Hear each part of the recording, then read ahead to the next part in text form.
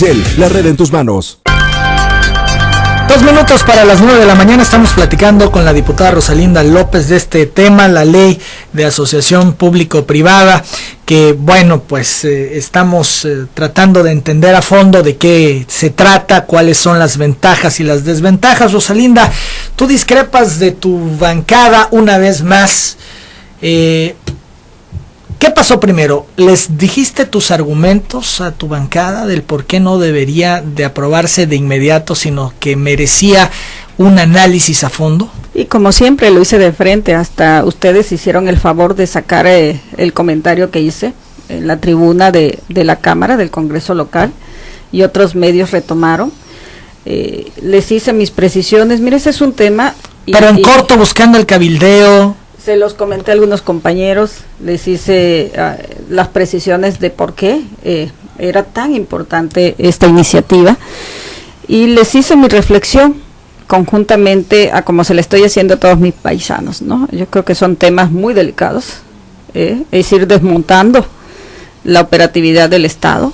Aquí estamos hablando de todo lo imaginable que se pueda hacer, y no digo de este gobierno, sino de los gobiernos que vienen con estos mecanismos.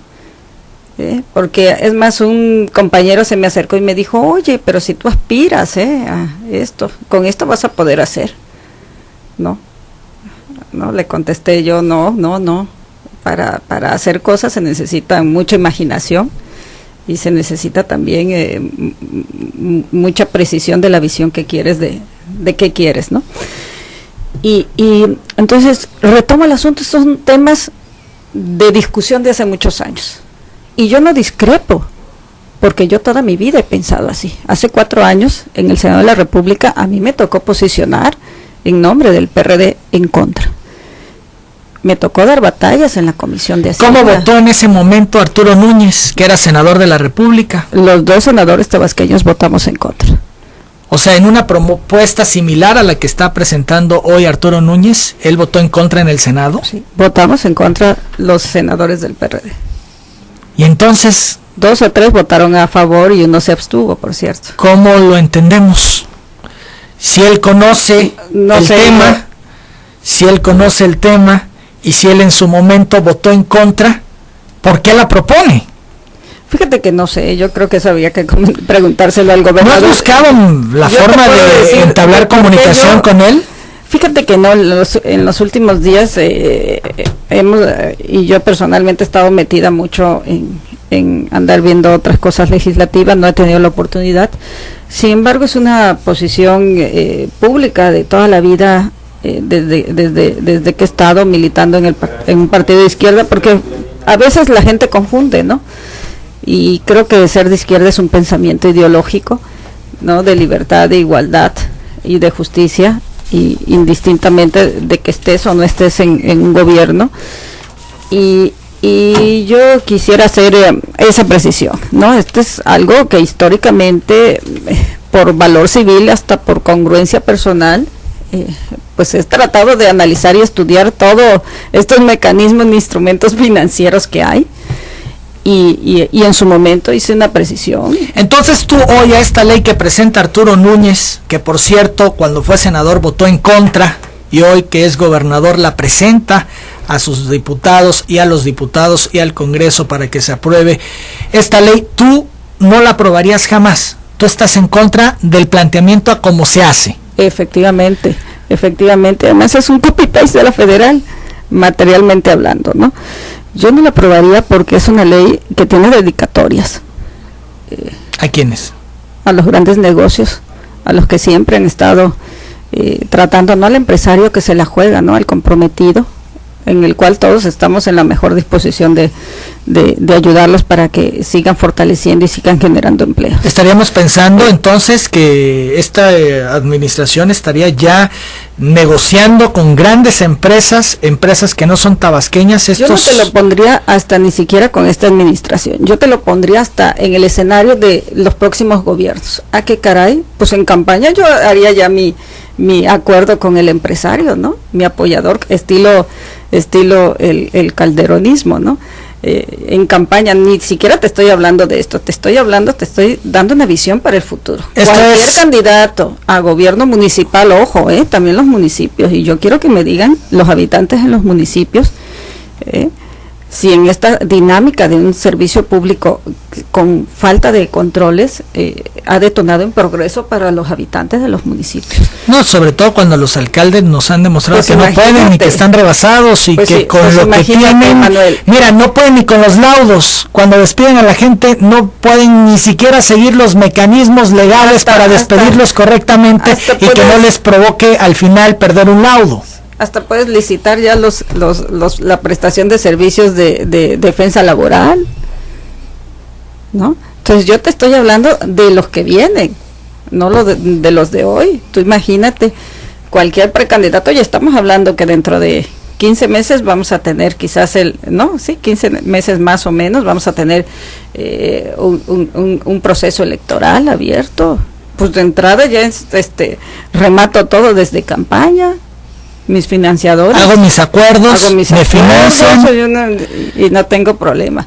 Y ya que llegue, nada más necesito, si en el comité estoy yo, presidente municipal o un representante, por cierto, hay que ubicar bien las responsabilidades administrativas de los representantes. Entonces, para entenderlo bien, las fallas a esta ley que presenta el gobernador es, por un lado, que no hay montos, no hay límites y falta fortalecer los controles para evitar lo que estamos hablando tú y yo en estos momentos, naturaleza humana también, y falta una transparencia en la manera en que se van a ir procesando. ¿No hay transparencia en el mecanismo? No hay transparencia en el mecanismo, son comités que se van formando, representantes, te digo, del presidente municipal, representante en el esquema de un presidente municipal, me imagino que un director de finanzas, etcétera.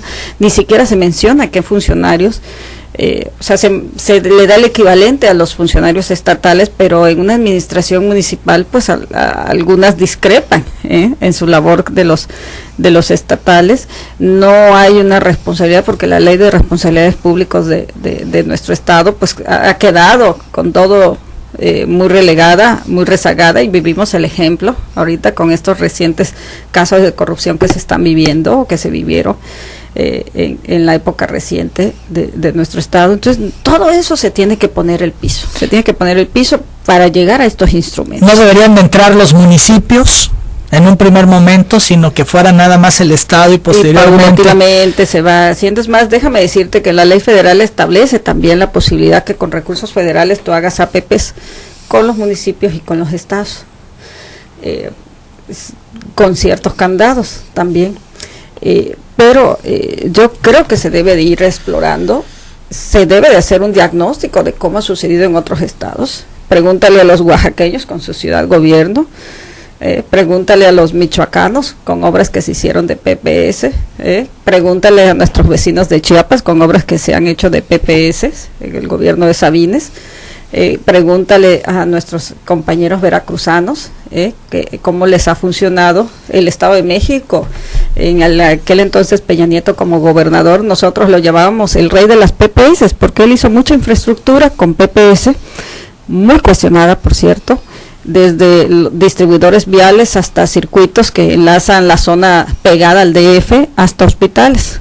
O los panistas en el Bajío, son muy famosos el caso del Hospital del Bajío y el Hospital de Zumpango, ¿no? que generaron observaciones de la Auditoría Superior de la Federación. A nivel federal, déjenme comentarles, y con esto quiero cerrar el círculo, son pocas las APPs, que se han desarrollado. Una de ellas es la de aquí al lado con nuestros vecinos de Pajaritos, en materia de la planta de Pajaritos, con una empresa privada que se llama Mexichem, cuyo dueño es Antonio del Valle, el que era dueño de Vital, hoy HSBC. Y bueno, fue lo último que hizo Felipe Calderón en el presupuesto de egresos del 2012, lo dejó establecido. Y hay serias observaciones que se han hecho a ese proyecto. A nivel federal están por licitarse muchas APPs, pero exclusivamente para el sector carretero y el sector salud. pongo el caso de un hospital del ISSSTE en la Ciudad de México, que ya viene contemplado en el presupuesto del año que viene, de este año, para ser licitado, y en el otro va a venir contemplado el monto que se va a erogar en años, y otras obras carreteras en el estado de Jalisco. Pero es infraestructura que añade un capital. También ese es un cuestionamiento que se le tiene que hacer a esta ley. No hay una definición de qué es rentabilidad social. No hay una priorización de qué tipo de infraestructura y qué tipo de servicios estamos hablando. Pues puede haber servicios de limpia, servicios de agua, hasta los servicios de expedición de licencias, etcétera, que se puede hacer con asociaciones públicas y privadas. En síntesis, no hay una definición de hacia dónde quiero que vayan las APPs en nuestro estado. Por lo tanto, el riesgo es que pierda el gobierno.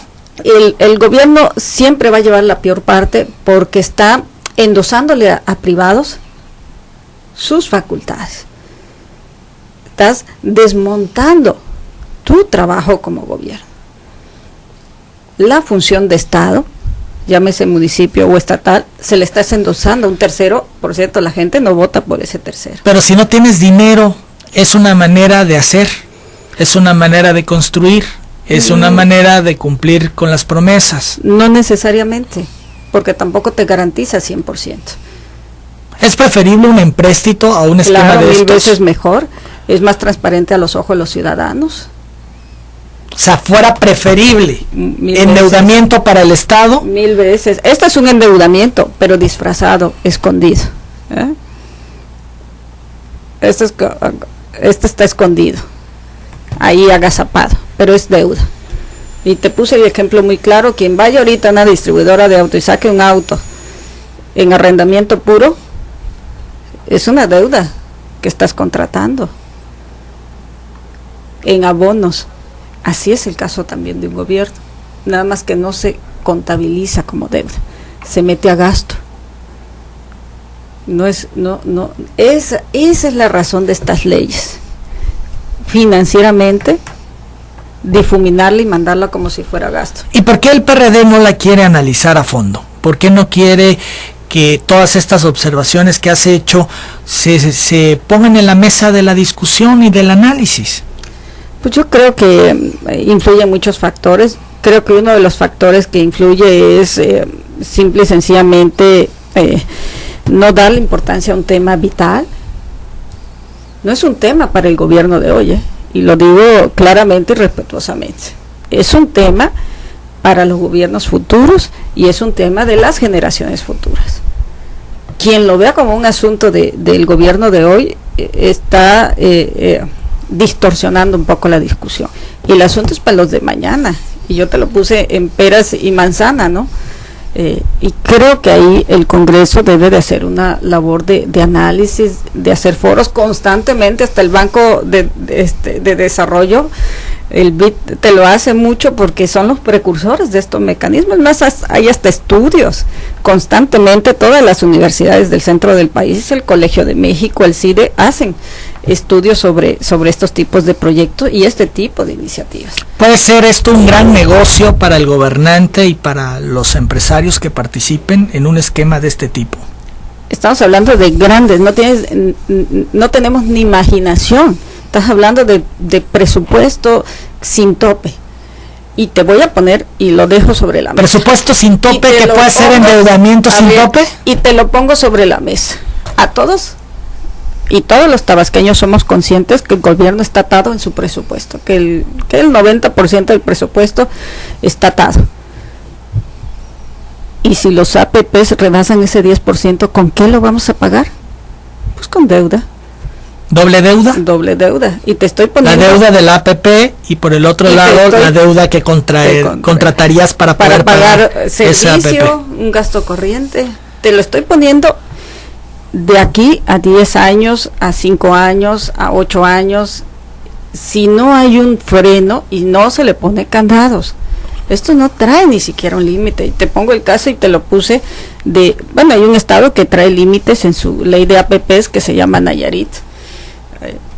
precisamente porque tú no puedes dejar el pastel, ¿no?, a la vista de un niño o de niños. Uno tiene que ir proyectando el futuro, y esa es labor de los legisladores, ni siquiera es del Ejecutivo, es de nosotros. Entonces yo creo que hay que asumir una responsabilidad y hay que ir tratando de estudiar los temas y tratando de meterse en los temas.